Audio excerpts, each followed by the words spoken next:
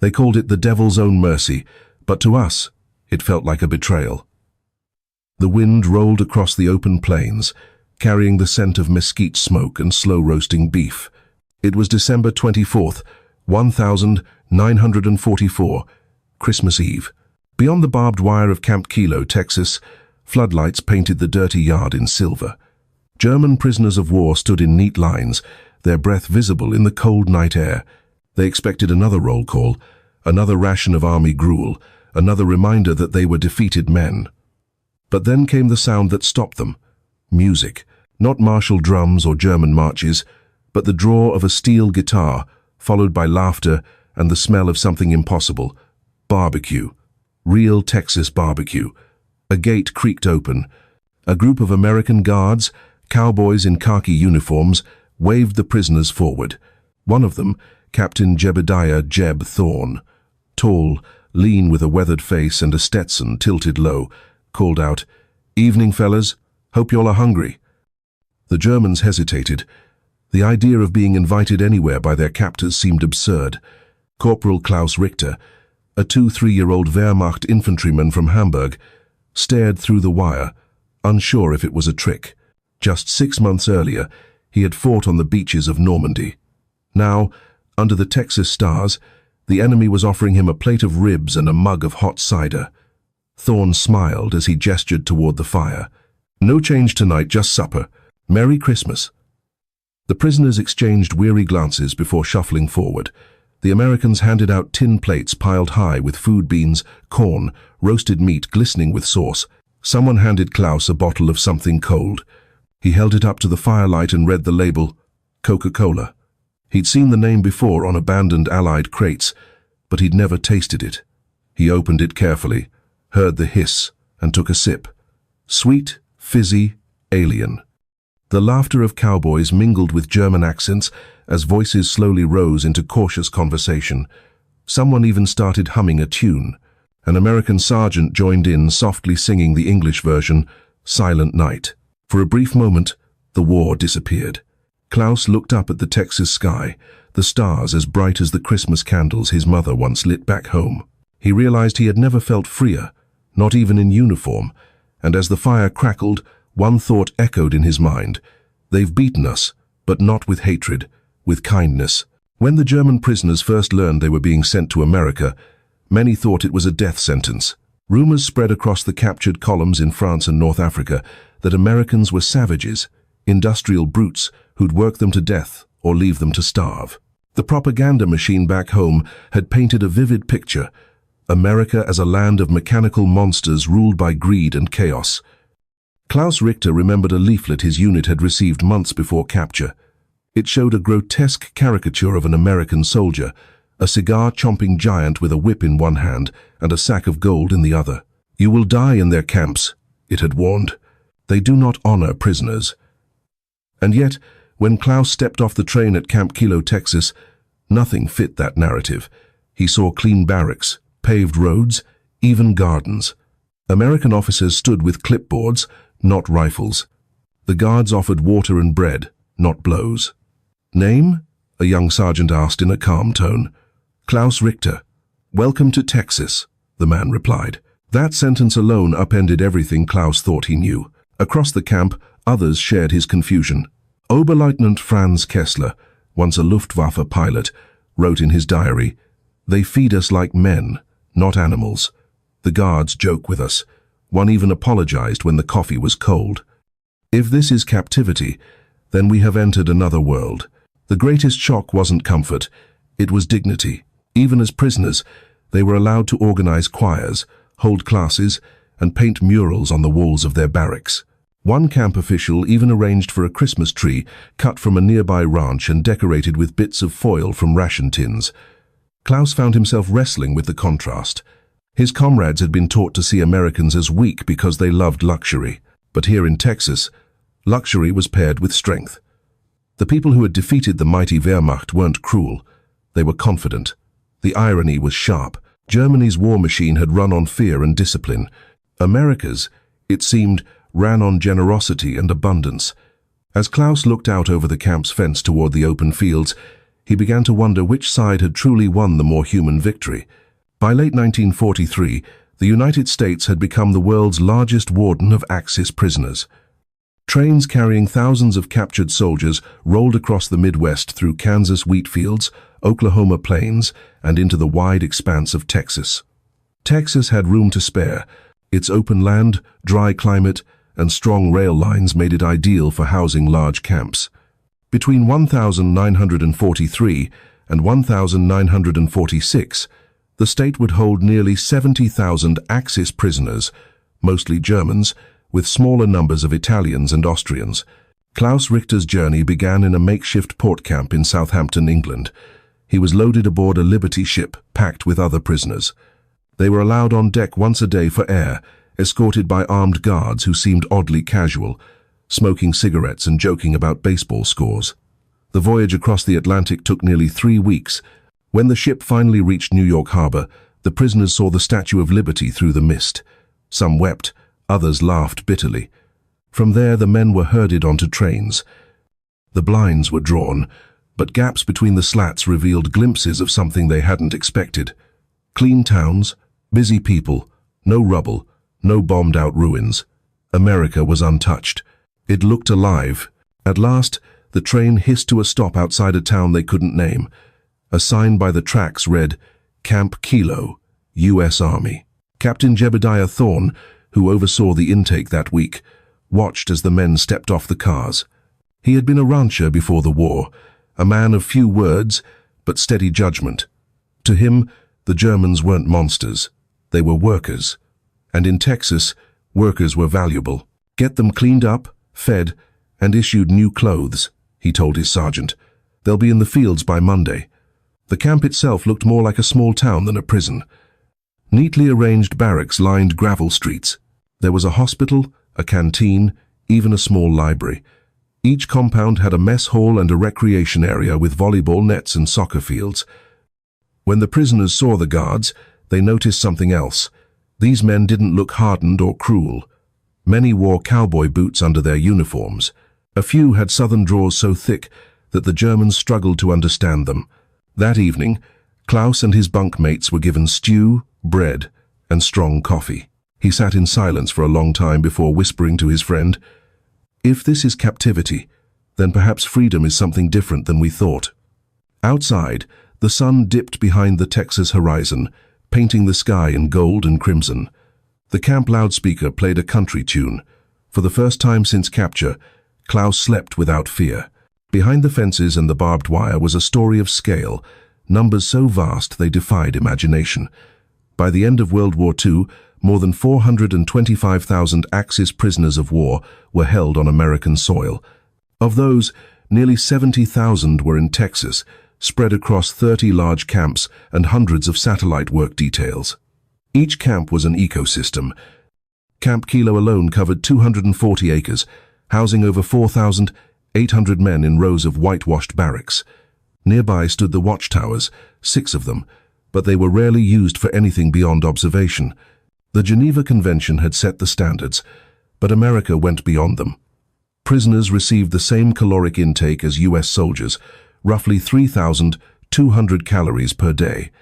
Breakfasts of eggs and oatmeal, lunches of stew and bread, suppers of beans, potatoes, and meat when available. Coffee was unlimited. In comparison, captured Americans in Germany averaged less than 1,200 calories per day. Many starved. The economics were equally staggering.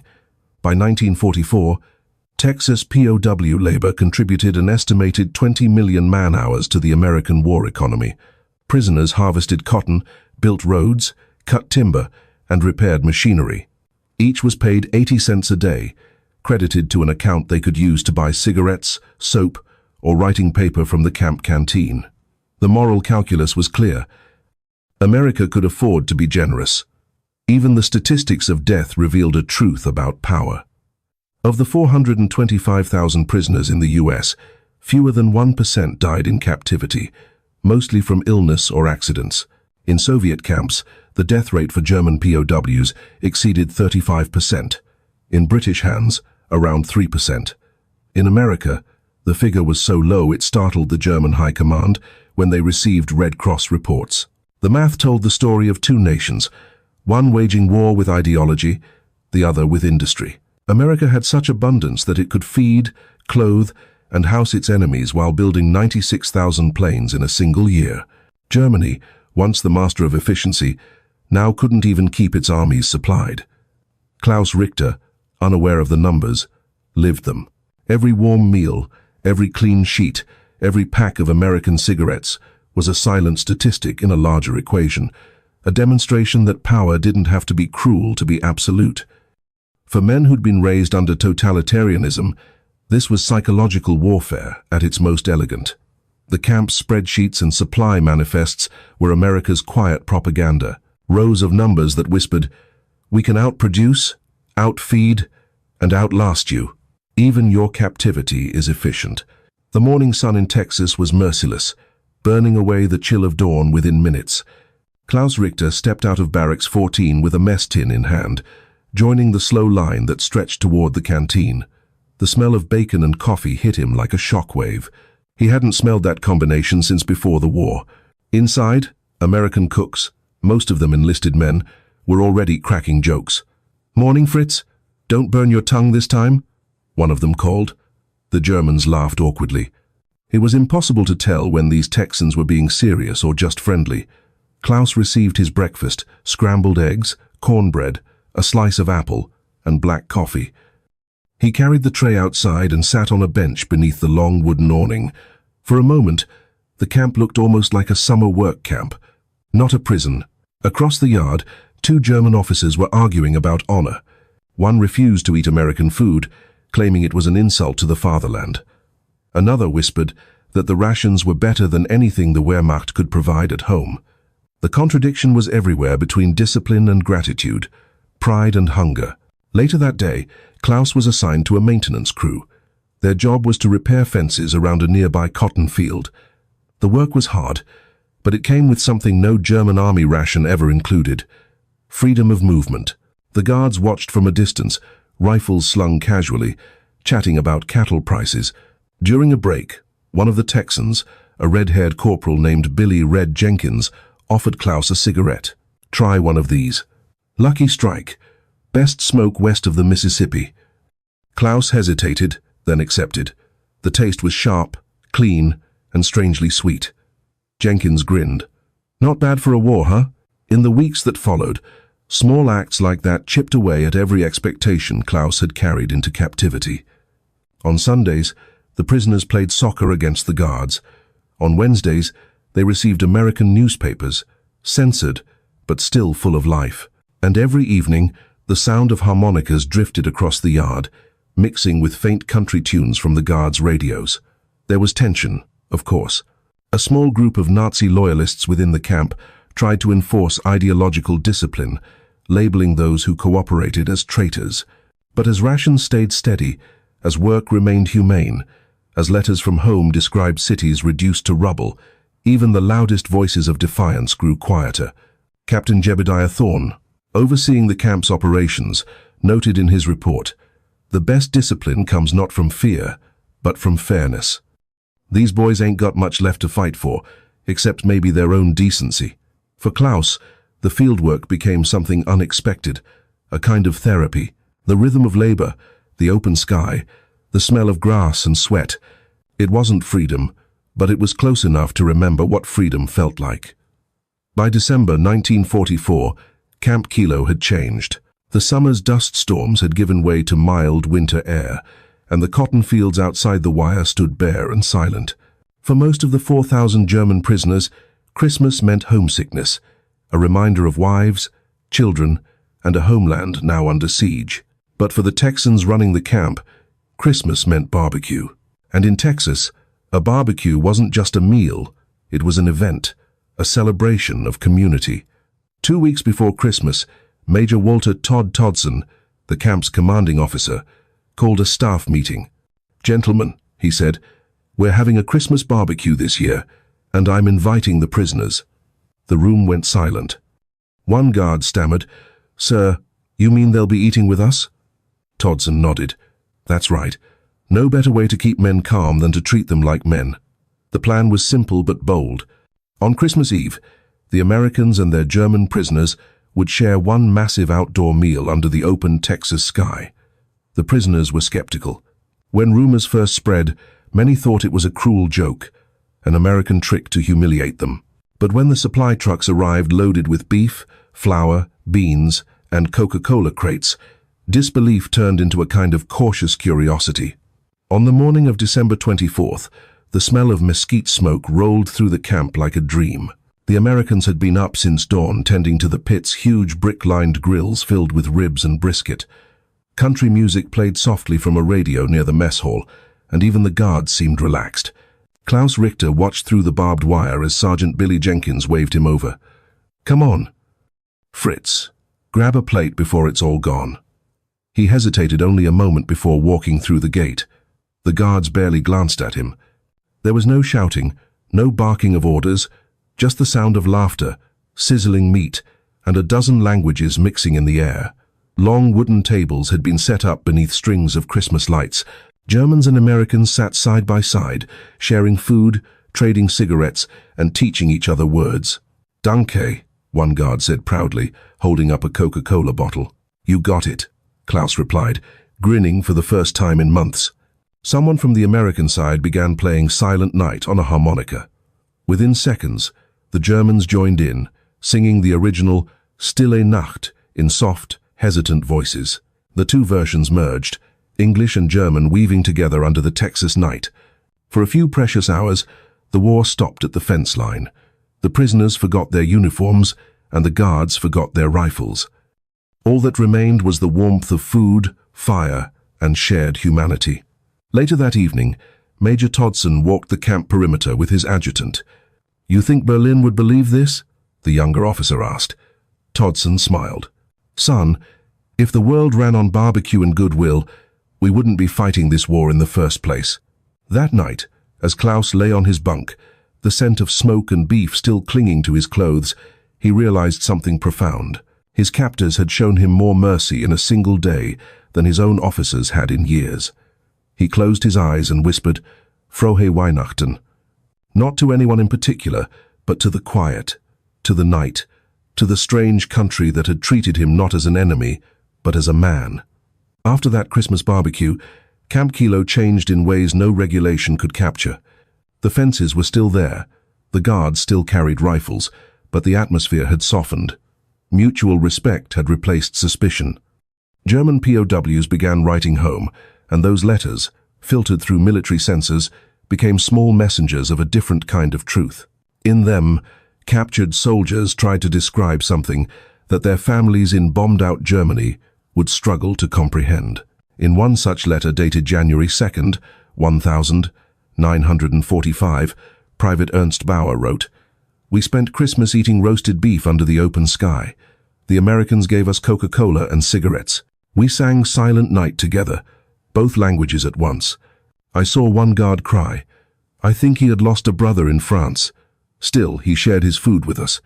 Camp officers later admitted that those letters were among the most effective propaganda tools of the war, not because they boasted, but because they told the simple truth: America could afford mercy.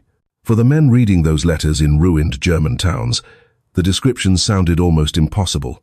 One prisoner's wife later recalled, "He wrote that the Americans fed him so much meat he couldn't finish it. I thought he was delirious from hunger. Only later, after the war, did I realize it was true." But those letters also carried something else, an unintended lesson in democracy's strength. The prisoners began to notice the way the Americans treated each other. The guards joked freely with their officers, something no German enlisted man would dare do. Even the local Texans who worked at the camp showed an easy equality that shocked the Europeans. As one prisoner, Sergeant Dieter Schmidt, later recalled, "Their officers gave orders, yes, but they also listened. When a sergeant disagreed, he could speak without fear. To us, that was unthinkable. We realized then that their strength came not from obedience, but from confidence." Meanwhile, the camp's Red Cross representatives sent regular reports to Geneva. They noted that POWs were well fed, clothed, and allowed recreation, even theater. Those reports eventually reached Swiss and Swedish newspapers, and through them filtered back into Axis territory. Berlin dismissed such accounts as Allied lies, but rumors spread among the German population that captured soldiers were living better than the civilians left at home. And in a grim irony, those rumors were true. At Camp Kilo, prisoners staged operas, built model villages, and even printed a camp newspaper using a hand-operated press.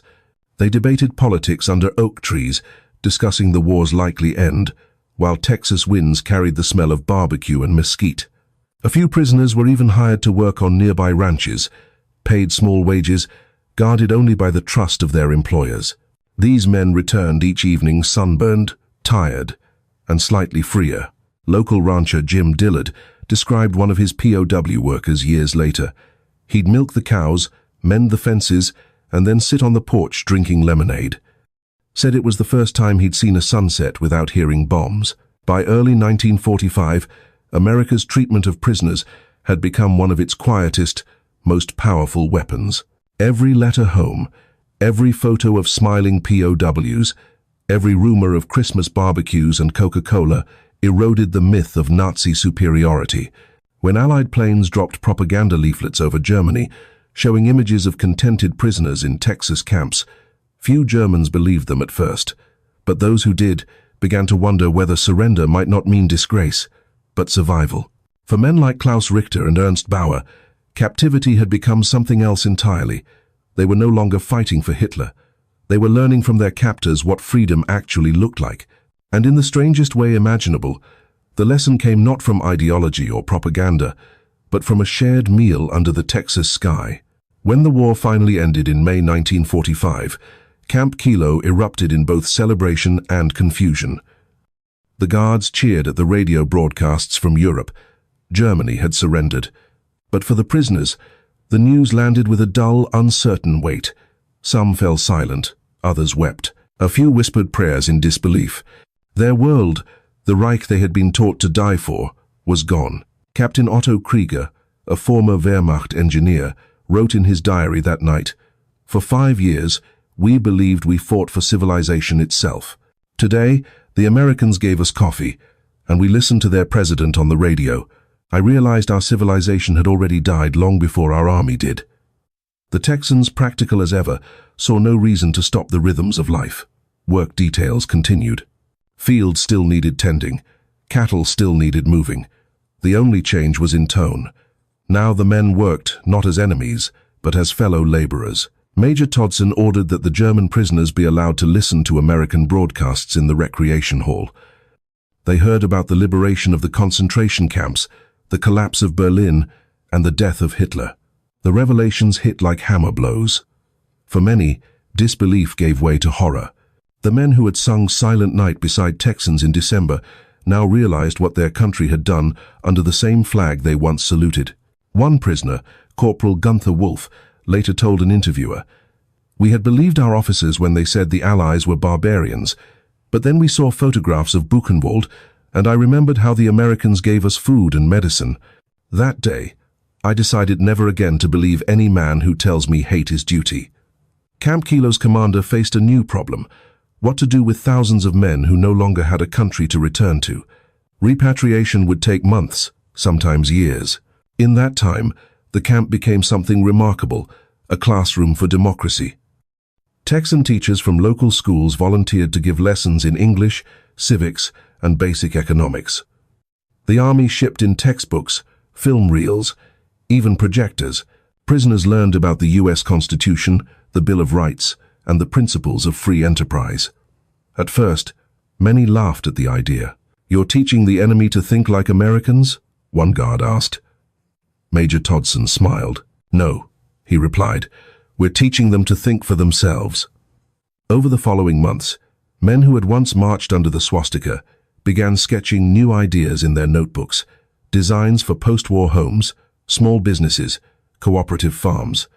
Some even wrote essays about what Germany could become without dictatorship. Letters from the camp reveal just how deep the transformation went. One former Luftwaffe mechanic wrote, "We used to believe that power came from discipline and fear, but here it comes from cooperation." The Americans organize everything, yet no one seems afraid. That is true strength. Outside the camp, Texans continued to treat the POWs with the same rough fairness they'd shown all along.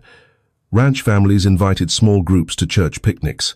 Local kids traded candy for hand-carved toys made by German carpenters.